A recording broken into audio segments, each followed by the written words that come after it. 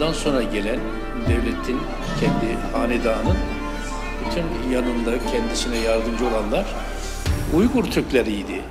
Birçok Uygur menşeli ümera devletin en üst kademelerinde yer alıyordu. Uygurların en önemli yapılarının önündeyiz.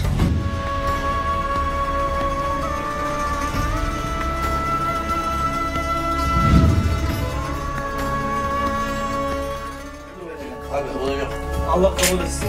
Allah kabul etsin. Alaaddin Eretnan'ın emirlerinden biri ve büyük bir ihtimalle ismiyle de anlıyoruz. Bunlar Uygur.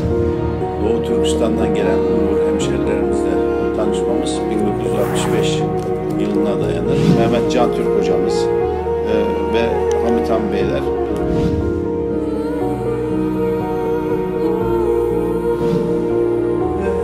Şimdi de o sahaları tahsis ettiler bunlara.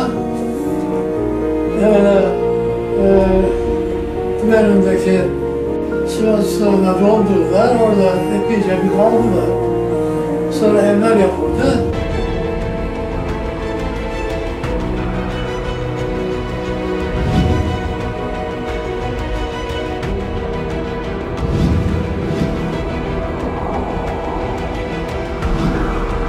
Bulu Camii'nin önündeyiz.